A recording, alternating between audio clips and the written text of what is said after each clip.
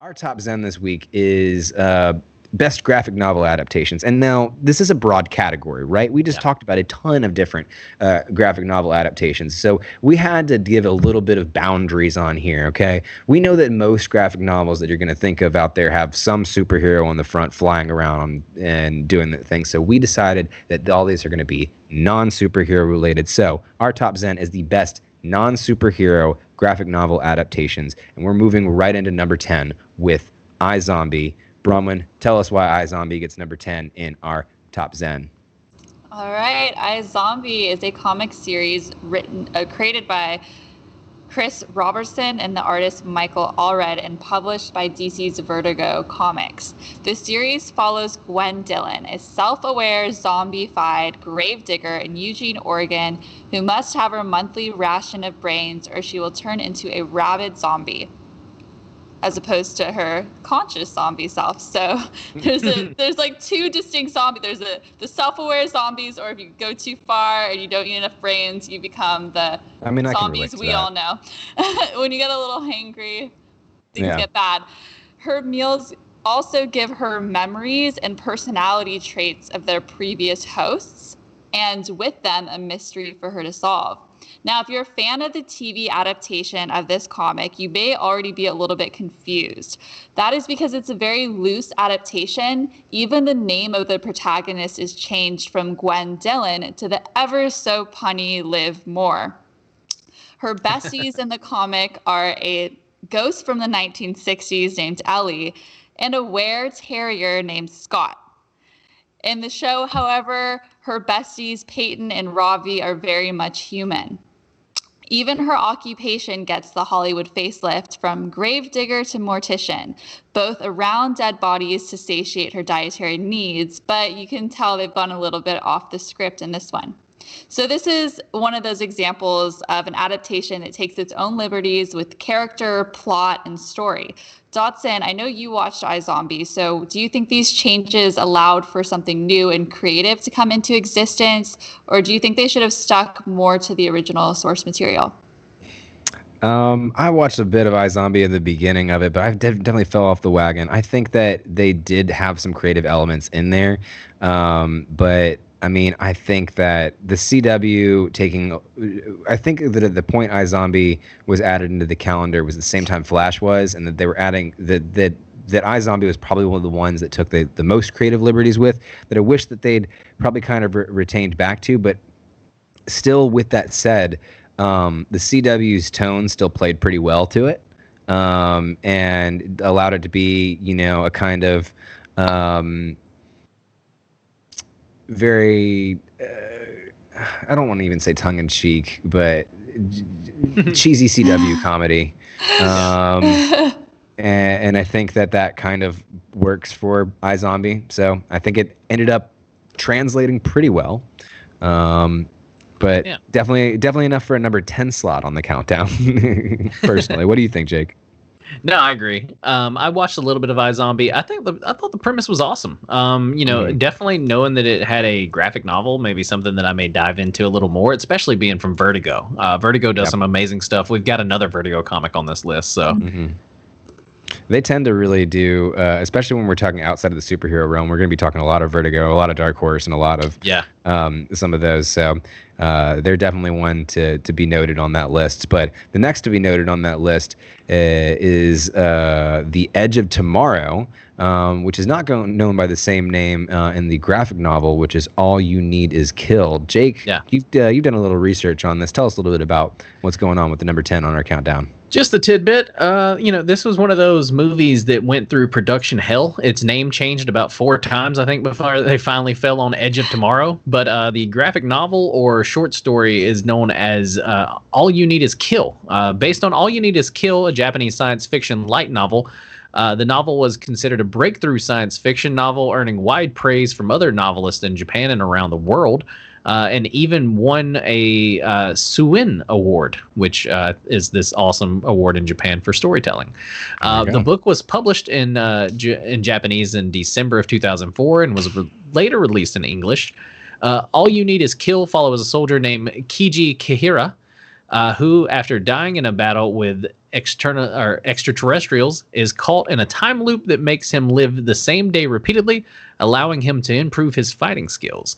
A manga adaptation was serialized in the weekly Young Jump magazine between January and May 2014, and also published in Viz Media in its weekly Shonen Jump magazine.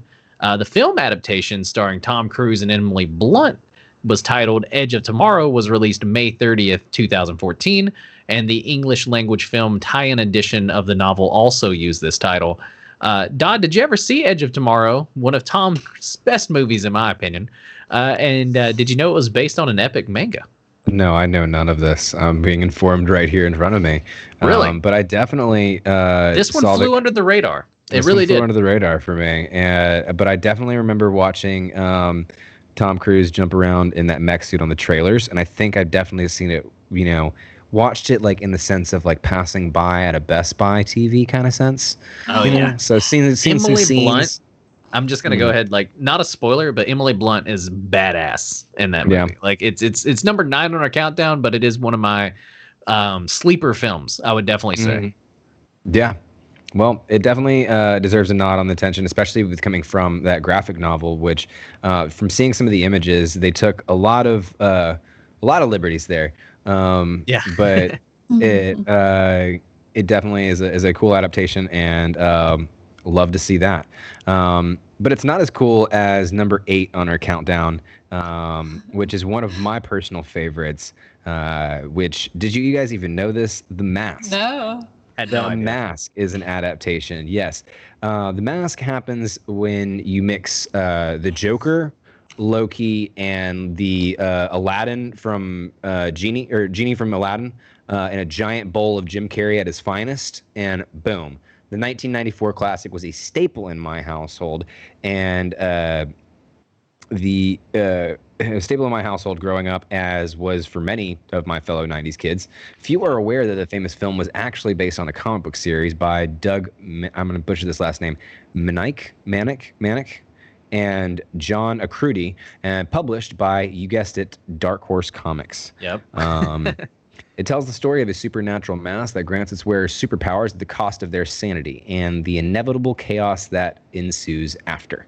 The film made a whopping 351 million USD at the box office and still retains a lot of that classic love that it had back in the mid-90s. Jake, were you like me and used to run around your house half naked yelling, "Somebody stop me," or was that, just a me thing? Smoking like fucking dude. I loved The Mask. It was one of my favorite movies. 94, a lot of people don't know, was a fucking banger year for Carrey. It was. He dropped The Mask, Ace Ventura, and Liar Liar. I was going to say Liar Liar's on there too. I believe it was The Mask, Ace Ventura, Liar Liar, and Dumb and Dumber. I think all of those films came out in 1994. Or it was, it's 3 of those 4 films came out in 1994. You can hold me to it. I don't want to Google it right now because my keyboard's loud as fuck. But anyway, 94 was just a banger year for Carrey. The Mask has always been one of my favorites. Someone shouted out Cameron Diaz in the chat. Cameron Diaz, that was her first movie? I had no idea about that as well. Wow. But anyway, that movie is probably responsible for my fetish of blonde women. Like, I seriously, Cameron Diaz in that film, when she comes out into the bank scene and Jim puts his, tie in his mouth and all that shit. And dude, now I'm quoting the movie. You're like, did you watch it? Yeah. Now I'm literally telling you scene by scene. But like that movie, when she comes into the bank, I remember being a kid just going like, that I'll take that. That's what I'm having. Yep. There you go. It had a movie that not only had a reaction on our hearts, but a visceral reaction on Jake's puberty. So yes, it did. It did. It really it molded who I am. Jim Carrey as the Mask molded who I am as a young adult, and then Cameron Diaz molded who I was. Probably. I would say that I learned some courting skills from the Mask. When you see a pretty woman, you just have your jaw drop to the floor and make a woo sound. Right, that's the appropriate thing to do. Right. That's like that's a natural male mating call, right? Like I'm pretty sure for human males, right? Like Bronwyn's not catching this with a 10-foot pole. She's like, you guys are fucking dumbasses. Somebody stop us. Yeah. All right. Well, number 8 on our countdown is, number 7 on our countdown is well, I would say less problematic, but it's not really actually. Number 7 on the countdown is Zack Snyder's famous 300. Bronwyn, tell us why 300 makes number 7 on the countdown. Yeah, so we can go 3 adaptations deep with 300, from a historical reenactment to a graphic novel, then finally a movie. Frank Miller retells the tale of the Battle of Thermopylae and the events leading up to that in his epic comic. Told from the perspective of King Leonidas of Sparta, as him and his measly army of only 300 men go up against Persian Emperor Xerxes' insurmountable army and seemingly never-ending waves of attack. Miller's novel painted the scene for this monumental moment in history, showing the strength and valor of the Spartan soldiers. In 2013, Snyder's film adaptation 300, The Rise of an Empire, came out. The color, tones, and even some epic shots pulled directly from the original text bring Miller's vision to life strikingly, in my opinion. Jake, were you able to catch this film, and what do you think? I actually caught this film in theaters with my I think 2013, so I was probably like 13, 14. That was like my 13 or 14-year-old crush, Samantha Prime. I think she's married now, and I don't know her last name. More crushes. Shout out Sam. This whole episode is Shout out Sam. The list Anyway. of top 10 women that shaped Jake. But no, like we went as a whole goon squad after on a Friday night. We went to the mall and watched 300. I believe my stepdad had to buy the tickets for me. Yeah. But it was awesome. It was freaking, it blew my mind, especially at like 13, 14 as a young male. This movie was fucking nuts. And so it's interesting to know that it came from a graphic novel. I had no idea about this one either. I watched this as a school assignment in like middle school history. Really? Yeah. Wow. That's what it's like going to school in LA. I never really took it as a very good historical representation. No, it's Well, it's 100% factual, I believe. Well, that's one thing we talked about is we learned the history and then we watched the movie and we're like, and this is what media does. It's the whole thing. Oh man. I remember 300, and it was oh man, for its time, it really was pushing the boundaries of a gory show. They did, yeah. And it also had a lot of dudes obsessed with getting abs. Yeah. It brought abs in heavy. I was a wrestler in high school, and I feel like everyone just started lubing themselves up after that, and it just wasn't fun, you know? So. Oh, yeah. That was that was one of our first taste of no, it wasn't Gerard Butler, was it? Yeah, it was Gerard Butler. No, it was Gerard Butler, right. Yeah. That was one of our first tastes of old Butler Gerard. in a leather Speedo.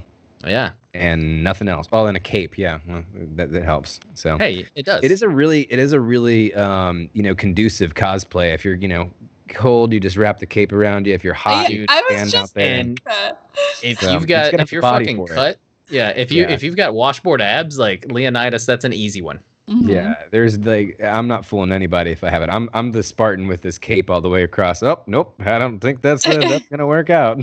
They would have thrown me off a cliff as a child. Yeah, I'm cosplaying as the baby they throw off at the beginning of the film. Exactly.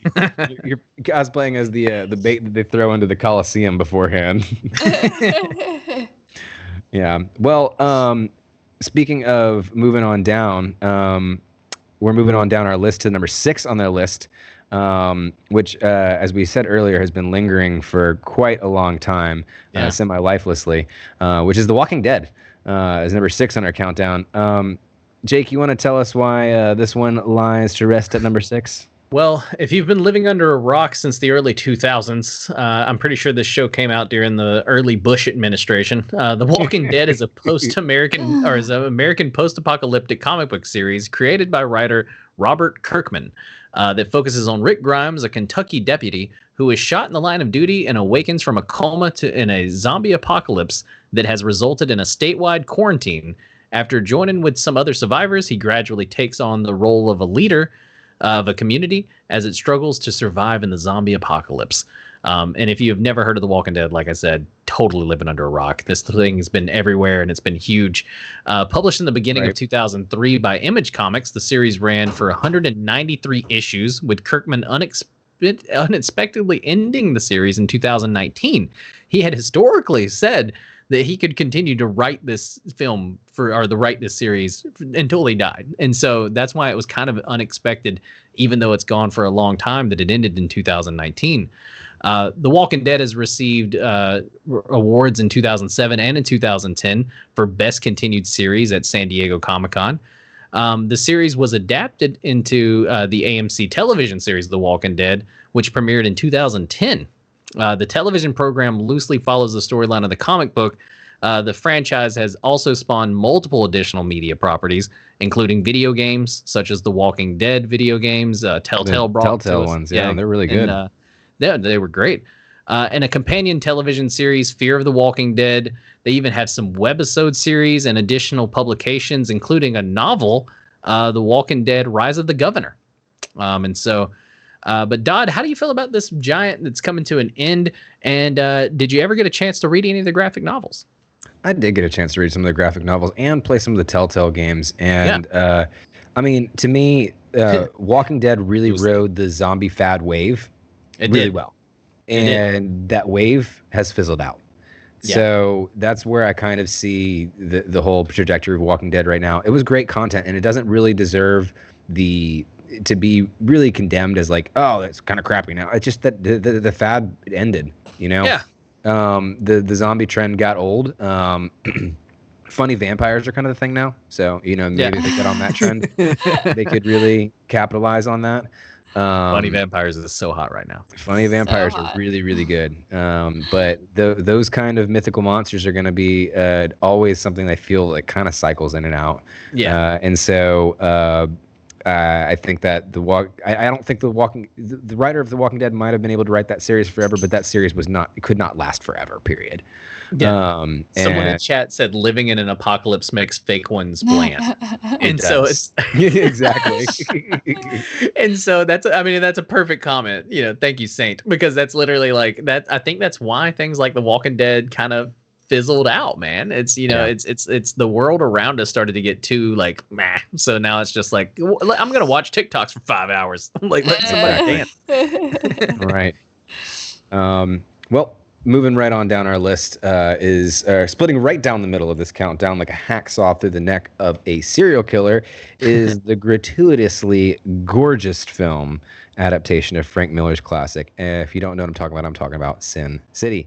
If you've never seen the maniacal masterpiece that is the 2005 film, you are missing out. It got everything from unique color schemes to anti-fascist prostitutes shooting cops to Elijah Wood as a bloodthirsty maniac. I mean, the team up between Quentin Tarantino and Frank Miller was a match made in heaven. And even though it only brought in about $160 million, if you watch the show, if you watch the movie, and you watch the sequel too, because the sequel's still good too, I think it's pretty obvious that this was the absolute match made in heaven. And I still stand by, even though it didn't make as much money as, say, like something like The Mask. Yeah, I think that it still definitely packs a punch. I mean, Jake, are you as madly in love with Sin City as I am, or am I just fanboying over here on my own? No, I'm with you, man. Sin City, Bruce Willis, like you said, Elijah Wood, like it had so many. Jessica Alba, the dance scene in the club. Come on, bro. Like Sin City, it's one of those that it was phenomenal, and it's one that you can. The director made sure you could tell it was from a graphic novel. The movie, it stays very true to the black and white nature where colors really are important. Anytime you see a color within the graphic novel and the film, it's kind of like oh shit, look at this, Yeah. And so, no, dude, Sin City, one of my personal favorites. I believe I even watched, what was the other one that was kind of like the Mask, the Shadow, something like the Spirit. The Sin City 2, the Spirit. I didn't see the Spirit. See, there's Sin City 1, 2, and then there's another one that's kind of like within the same universe, right? The Spirit. And so I've even seen the Spirit, bro. So like it's one of those where you're not alone in this. We're both we're definitely both geeking out here. Okay. I do need to go back and actually read the graphic novels, though. I'm a big fan of the film, but not check the it graphic out. Novel. Yeah. Actually, I haven't seen the movie, but I did read it, so maybe I should see the movie. Yeah. Yeah, so then you guys just need to give him your book, and then Okay. you need to go see the movie, or you need to go see the movie, and check it out because it's a really great. It was a perfect.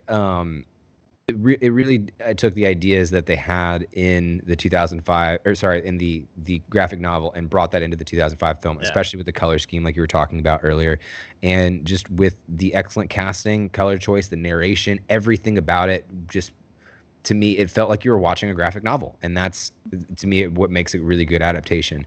But another adaptation that really pierced through the crowd here is Snowpiercer. Oh, you've been yeah. on fire with transitions Doing today. what I can. Doing what I can. Coming to number 4, Snowpiercer. Bronwyn, tell us a little bit about Snowpiercer. All right, Snowpiercer. Let's see. Les Transpersonages. I don't know if I said that right. Is a French graphic novel from 1982 by Jean-Marc Rochet, Jacques Loeb, Benjamin Legrand. It takes place in a world so destroyed by climate change that the only remaining survivors of this ice age dwell aboard a self-sustaining train that pierces through ice and snow as it perpetually circumvents the globe. Snowpiercer, the English translation of the title, has not one but 2 adaptations. In 2013, a film adaptation was directed by Bong Joon-ho, a name that may be familiar because the Korean director won the Academy Award for Best Picture last year with his film Parasite. Ow! Ow! The Snowpiercer film stars our beloved Captain America, who has just shaken his ass for us before the break ended. Chris Evans, as he leads a revolution from the caboose to the engine room to overthrow the oppressive upper class. The film takes place 15 years after the extinction event. However, the TNT TV adaptation goes even further back in the timeline to 7 years after the world undergoes this radical downfall. The show is more of a loose rendition than the graphic novels, going beyond the story told on the page and developing new character plot lines to get into the politics, class disparities, and intricacies of life in that environment on that train. I love this movie so much. Oh my gosh, if you haven't seen it, you should go watch it. But I haven't had a chance to see the show. I don't know, have either of you guys seen the TV show? No, I have not checked up on Snowpiercer, but I've heard good things about it, and I've heard that it really did capture the content of the original piece. Mm-hmm. But as a fan of it, I mean, I know you must be excited. For the show? Yeah, for the show. So I wasn't that super excited. I think that I love the movie too, but the show it's on USA, so it's definitely like, so the movie is definitely rated R, right? Okay. And Ho brings it to life great. Like if you loved that class disparity feel, the great like just enticing shots, cinema photography, just all of that goodness. Snowpiercer the film has all of that, right? And it's really it's an awesome film, as Bronwyn said. But I've yet to see a USA show that's made me go, hot damn, that was a great show. Okay. And so almost out of respect for the movie, I haven't watched the show yet.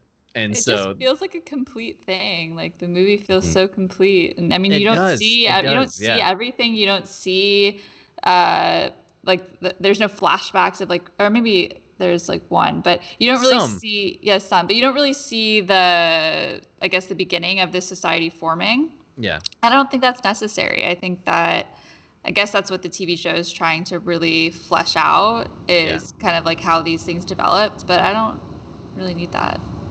No, like you said, it felt complete. The movies, it gives you enough of the past and the future, right? Mm-hmm. It gives you enough of the past, and it lets you kind of make up your own ideas for the future. And I don't want to give any spoilers in case no one's seen it, but definitely check out Snowpiercer. It's awesome. Yeah, you should. Yeah, it definitely is one that deserves mentioning on this list. But one that has definitely deserves another mention on the list. It's going to be number 3 on this countdown. I had a really worse transition in my head that I was not going to say. So, Preacher is the next on our countdown. Tell us a little bit about Preacher, Jake. Yeah, so Preacher is an American comic book series published by Vertigo, another Vertigo comic here, and imprint right of on there. DC Comics. The series was created by writer Garth Ennis and artist Stephen Dillon, with painted covers by Glenn Fabry. The series consists of 75 issues in total, 66 regular monthly issues, 5 one-shot specials, and 4 issue Preacher Saint of Killers limited series. And a partridge in a pear tree. The entire run has been collected in 3 series of trade paperbacks and an original run of 9 volumes. So there's actually a lot of Preacher comics out there. Preacher tells the story of Jesse Custer, a preacher in a small Texas town in Annville. Custer is accidentally possessed by the supernatural creature named Genesis, the infant of an unauthorized, unnatural coupling of an angel and a demon. The incident flattens Custer's church and kills his entire congregation. Genesis has no sense of individual will, but since it is composed of both pure goodness and pure evil, its power might rival God himself, making Jesse Custer bonded to Genesis, potentially the most powerful being in the universe. Preacher's adaptation was developed by Sam Catlin, Evan Goldberg, and Seth Rogen for the AMC, starring Dominic Cooper, Joseph Gilligan, and Ruth Negga. The series was officially picked up in September 9th, 2015 with a 10-episode order, which premiered on May 22nd, 2016, and was renewed for a 4th and final season, which premiered in 2019. And it concluded also in 2019. It started in August, ended in September. You can actually watch all of Preacher on Hulu now, and it's one of my favorite shows by far. Bron, did you ever get a chance to check out Preacher, or have you read any of the comics? Yes, both. Actually, I was reading the comics. I have them all upstairs right now, but I was reading them well before the show came out. So when I found out it was coming out, I was so excited for it, and it did not disappoint. I love the direction that they went with it. It's just, this world is so exciting. And yeah, honestly, Preacher was the one that I also got into, at least the first series and a half when it was. Where was it before we got on Hulu? Showtime? No. It went its whole time on AMC. AMC, that's what it was. Now all four seasons are out. It's all done, right? You know, it wrapped up in 2019, and so I was just saying you can catch it on Hulu if you haven't had a chance. Yeah, no, I remember watching it when it was on AMC, I believe, through some program, or at least coming out on Netflix somehow. I watched only the first couple of seasons. Now I want to go through on Hulu and catch up on the rest of it because it was such a great storyline. It was one of those that I definitely fell off of the train, but not because of any of the content, just because I think so many other things were coming in at the same time. But that was one that I definitely really wanted to follow back up on and catch because I just love the idea of it. You know, a preacher, you know, dealing with all the things that he was dealing with. Very cool concept in my opinion. Trying to find God. Yeah. And the characters really make that show. The character, I mean, they made the comic too. They're so interesting. They're so well thought out and complex. And I think that that's shown in the comics as well as the show. Even though it veers off and does a little bit of different things, they don't lose that. They keep that thread alive. So that's why I really like the adaptation. Right. No, it's a great adaptation, and it's one of the examples of, you know, how to do it right by far. And speaking of examples of how to do a comic book adaptation right, Dodd, you got number 2 on the list, Scott Pilgrim. Tell us about it. We are the Sex Bombs, and we are here to make you feel sad and stuff. Sorry, I just really wanted to do that. I really wanted an excuse to do that. If you pulled out drumsticks right then? I know. If I pulled out drumsticks and I could do it, like, that would be perfect, man. I wanted an excuse to say that. Scott Pilgrim vs. the World is the closest to the superhero movie on this countdown that you can get to without being a superhero movie, and that says a lot because the movie had both Captain America and Superman in it. The bassist and frontman of the local punk band, the Sex Bombs, must win a competition. For those of you who haven't seen it, this is the basic synopsis of the plot line. Bassist of a frontman of the local punk band, Sex Bombs, must win a competition to get a record deal and battle 7 evil exes of his newest semi-casual girlfriend. The plot changes quickly. and as randomly as Ramona's hair. While Edgar Wright's film didn't do the best in the box office, it did gain a cult following and had numerous awards and nominations. Braun, are you as big Edgar Wright fan as I am? And do you think this holds up to some of his classic films like Shaun of the Dead and Hot Fuzz? Yeah, I definitely think so. I just love the colorfulness of this film, the little elements within like the graphic novel elements of having that like animation is so cool, and how it just transports you into these different worlds. The final battle is just so epic. And yeah, I thought this film did great. I didn't get a chance to read the manga at all, but I've heard great things, and I think that would be a good thing to get into. Have you guys read any of the manga?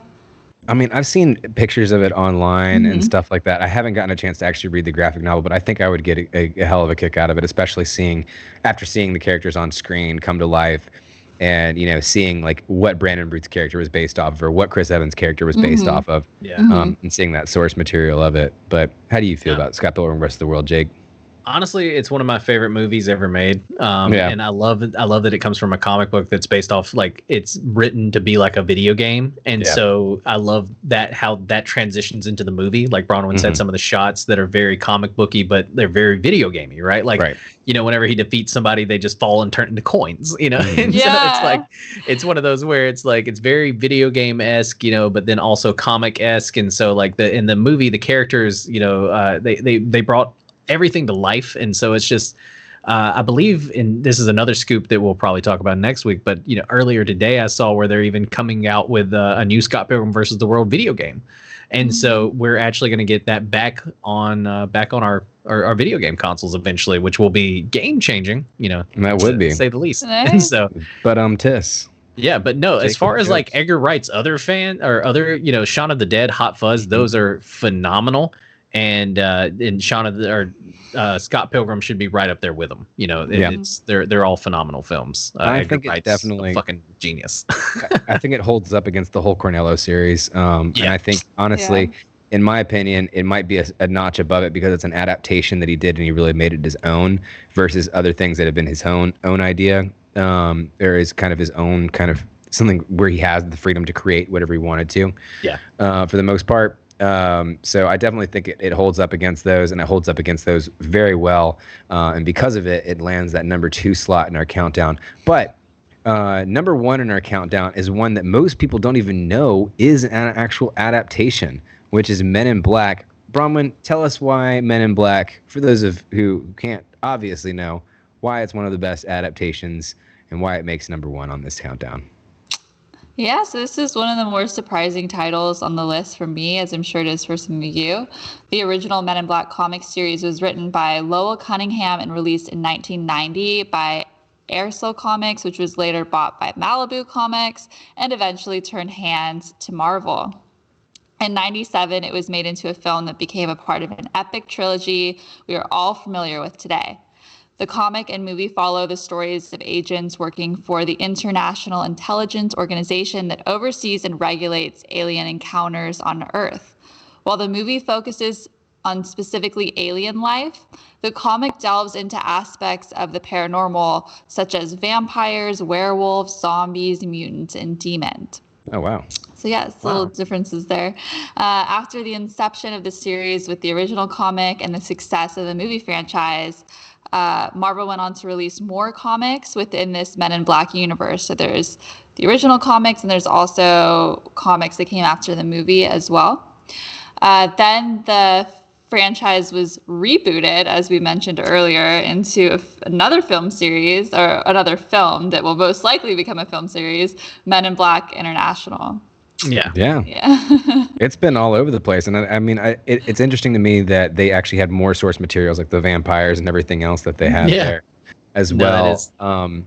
But and it's it's an adaptation off of also an urban legend and or conspiracy theory and myth. Because like the Men in Black, we talked about the Men in Black, Jake, on one of our first shows here when we were talking about conspiracy theories in video games. And even the Men in Black, as you would call it, right? Like, essentially, which it's, I think, is the nickname for basically the CIA or anybody who you don't realize, like, there's some kind of like they work for some sort of government agency. right? It's Men in Black. You know, yeah, it's just the Men in Black, and they've Yeah. always come when it's supernatural or it's alien involved. I think it's something that's been in the tabloids for generations, if you will. And so it is funny that it is a comic book based off of that, you know, kind of like folklore, right? American folklore in a way.